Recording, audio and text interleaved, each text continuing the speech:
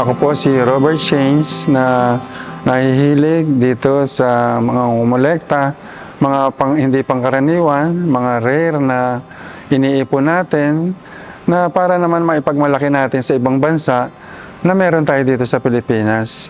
Nag-umpisa lang ako ng vintage na motor noong 2023, January.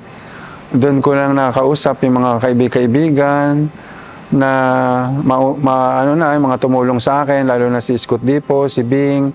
Yan yung mga tumulong sa akin na makabuo nito, sila Papa. Tapos yung mga monkey naman, meron namang mga taga-Taytay na nakilala ko rin, si Bert, si CJ, na nagtuturo sa akin kung saan makakakuha ng mga rare din na mga monkey at saka mga Honda Cab. Kasi yun yung nakikita ko na kailangan, gusto ko mabuo natin na mga ang ipapasok natin dito ay yung mga hindi pangkaraniwan na mga motor. Kaya yun ang sinasabi ko na binless naman ako ni Lord na mapagtagumpayan ito, na nabuo ko ito. Kaya ako nahilig sa motor kasi nung nag 60 years old na ako, parang naghanap na ako ng magiging libangan ko at magiging ginagalaw ko, napupunasan ko, napapaandar ko, nalalabas ko. At ito na yung nakita ko na magandang collection kasi medyo maliliit, madili sa space, na maraming kaibigan din, katulad ng sa Lambretta Boys, sa mga Vespa, sa mga BMW, sa mga Monkey. Sabihin, mas marami ako nakikilalang tao.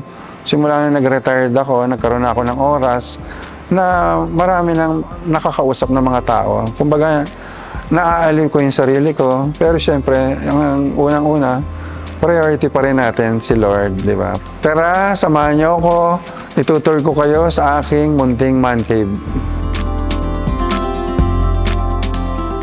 Ito yung parang ginawa kong Tamiya na makikita mo na nung araw, usong-uso yan, Tamiya. Tapos yung makina niya, ito naman yung makina niya, na ginawa ko rin skeleton na cutaway. Ayan, o. Ito, yung BMW na model na R69 na isa sa pinakamahirap hanapin dito sa Pilipinas. Kaya nag-pray ako na mabigyan ako nito. Pero sabi nga, lahat ng the best ibibigay ni Lord. Ang binigay niya, yung pinakamaganda at pinakasariwa na BMW R69S. Tapos, ito naman yung R25 BMW. Ito naman, BMW R90S. Idol ko kasi si James Bond, kaya talagang naghahanap ako nitong BMW R1200. Kasi talagang yan ang sinakyan ni James Bond. Tapos, ito naman yung pinakamatandang Lambretta. Ito yung 1948 Model A. Yung first production talaga ng Lambretta. Tapos ito naman ang Lambretta na kauna-unahang may starter na ginawa niya. Tapos ito naman, yung TB175 Series 1. Ito naman yung experimental na mid-kick. Bali 1 year lang siyang ginawa. Kaya napakakunti lang din ang ginawa niya. Unang-una, pinirmahan to ni Tino Sachi, yung may-ari nito na Lambretta, na pinadala niya dito sa atin, sa Pilipinas. Ito naman yung mga racing bike na ginawa ni Bing, na dinevelop niya ito, na ginawa niyang SX 200 lang, pero ginawa niyang SX 225 kasi pinapangarera niya ito, ni Bing Sunga. Ito rin, na pangarera rin, yung mga in-experimental ni Bing na ginawa niya rin ito na para pangarera. Tapos ito naman ang sinasabi natin, Lambretta Cometa 75cc na nilabas nila na Lambretta na pinakamababa ang cc. Ito naman yung Lambretta 125E. Ang sinasabi naman dito, ito yung merong parang starter na dihatak. Ayan, hinahatak siya pag i-start. Ayan. Tapos ito naman, yung Lambretta na tinatawag nating 125LC na Produced from April din. 1 year lang din itong ginawa. Tapos ito naman, yung Lambretta C. Model. Tapos ito namang nasa taas, ito naman yung tinatawag na moped na Lambretta, na bike siya na merong 50cc na motor. Ayan, merong red and white. Yung nasa taas naman, Vespa Xiao siya, Piaggio Xiao. Ito, design ito para kay Fred Perry, na collab talaga sa kay Fred Perry. Lahat yan, makikita nyo. Ayan, lahat, mga original na Fred Perry. Tapos, ito yung mga dinagdag na nga namin to ni Bing Sunga, itong mga ilaw na to para maging mod. Ito naman, Lambretta 150 Li. Nung na-produce din ito noong 1958. Tapos ito naman ang pinakapatina ko na Lambretta na hindi ko na ni-restore. Talagang original siya, paint. Ang makina niya 6 volts din, original. Tapos meron pa siyang lahat siya original. Hindi ko siya ginalaw. Painting niya original, patina talaga. Tapos ito naman, ito lang ang modelo ko na Lambretta. Ito naman, magsimula naman tayo sa Vespa Piaggio Ape B. Ito yung sinasabi natin na gusto ko rin dito is patina na. Ayoko na siya i-restore. Gusto ko makita siya na luma, na ganyan na itsura niya. Ayan ang mga plate number niya, na ganun din, luma din. Itong best top na to, di ba sinasabi lang naman dito, top expired lang, hindi talaga original. Ang sinasabi lang natin dito, ginaya lang natin kung anong original, di ba? Yung mga basyo, mga lahat ng tubo, ayan, lahat original yan. Yung motor niya original na pang Vespa top talaga. Ayan, tapos ito naman yung ating may sidecar na PX200. Tapos ito naman yung ating PX200. Ito PX150 na local made dito rin sa Pilipinas. Tapos ito naman yung GS Racing 60s na 300cc. Tapos ito naman yung ating C Journey na 300cc din. Tapos ito naman yung ating anniversary 75th edition ng Vespa. Ito yung pinaka-latest nila na limited edition na Vespa. Tapos naman ito yung sikat na marami naghahanap, Weatherspoon, di ba? Ito naman yung Vespa Red. Ito naman yung pinaka-latest ngayon ng Vespa na 100 years si Mickey Mouse. Kaya lang, syempre, gusto ko, ayoko sila magkasama ng loob. Kaya ang kinuha ko mag-asawa, si Mickey at si Mimi. Kaya silang dalawa ang pinagpares ko. Para naman everybody happy, di ba? Sa lahat ng mga naipon ko, collection, ito si Yellow Cab. Ito yung pinagmamalaki natin na Yellow Cab talaga, number 8 siya. Ito, Yellow Cab, na-under siya, running condition. Ito naman yung unang-unang 946, Riccardo Italiano. Kaya maganda ito yung 2013 model na 946. Siya yung kauna-unahan na nilabas ng 946. Tapos ito naman, si 946 Red, siya naman yung parang dinedicate sa mga AIDS na parang donation ng Vespa para mabuo nila tong Vespa Red na 946. Ito naman yung pinakamaraming naghahanap na talagang sumikat na 946 Christian Dior. Tapos, ito naman, yung sumunod kay Christian Dior na 946 na Emporio Armani. Ito naman ang sinasabi natin na GS 160. Itong GS na 160 nito, kung mapapansin nyo, talagang hindi ko na siya ni-restore.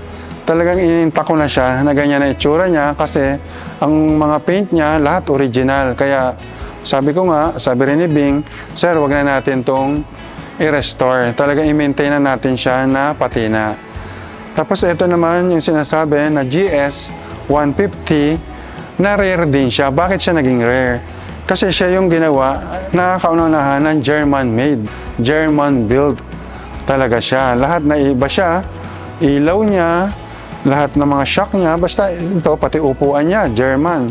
Kaya talagang siya yung dinesign na nagulat lang kami na meron palang German made. Nakuha ko lang to sa isang matanda dito sa Pilipinas na nakatago lang, na inawitan namin na ibigay na sa amin kasi nga ito nga yung plano na magkaroon ng man cave, pinagkatiwala naman ng may-ari sa amin.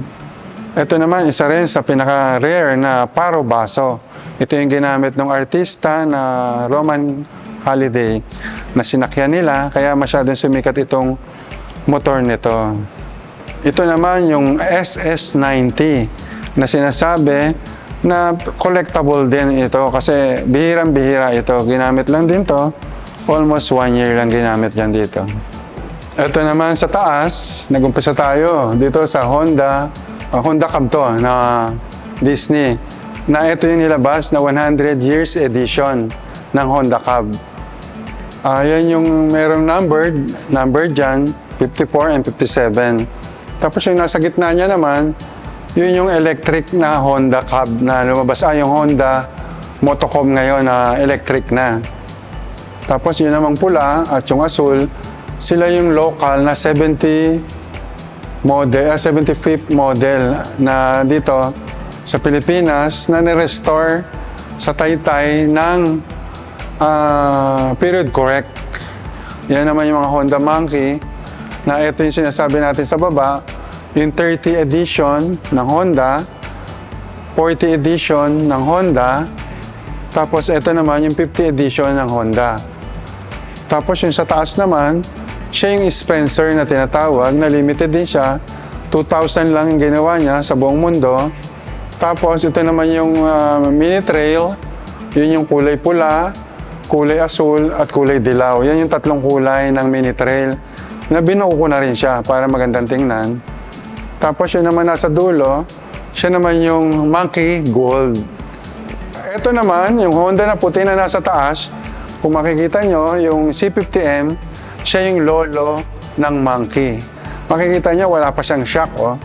Yun naman nasa gitna na isa, siya naman yung first gen ng Motocompo. Hindi gasolina pa siya, pero 50cc rin siya.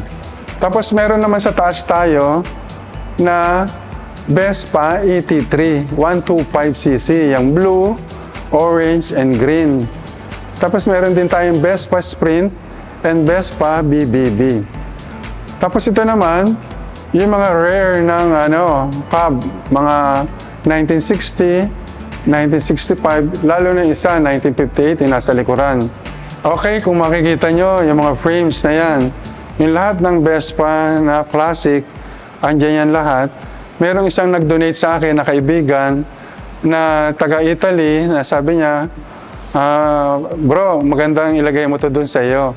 Kaya ako nagpapasalamat ako kay Oliver Pilio doon sa mga dinesign niya na yan na malaking tulong din, na laking ginanda ng Man Cave. Kung mapapansin nyo, meron kaming logo ng SIP na ito, international talaga, na sila yung gumagawa, mga dealer lahat ng pyesa.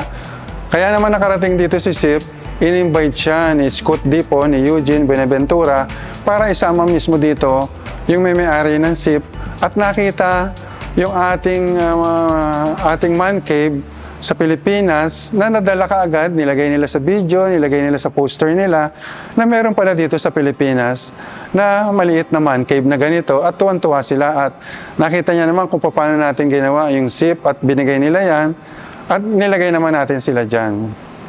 Ito, ipapakita ko naman po sa inyo yung mga nakakolekta natin na helmet, pero mas marami po dyan ay mga donation. Ito po yung isang helmet na may kinikilala, Ruby, pero donation lang din po yan ni Mr. Oni de la Cruz. Salamat, Sir Oni. Ito yung Italjet na binili ko kasi unang-una, collectible na rin to pagdating ng panahon. Kaya lahat ng moderno at mga luma, bumili ako nito para naman magandang tingnan yung ating Man Cave. Dito sa man cave, makikita nyo, meron tayong barber chair. Kasi minsan, pag nakikinig ako ng sound, gusto ko, maganda yung upuan ko, di ba?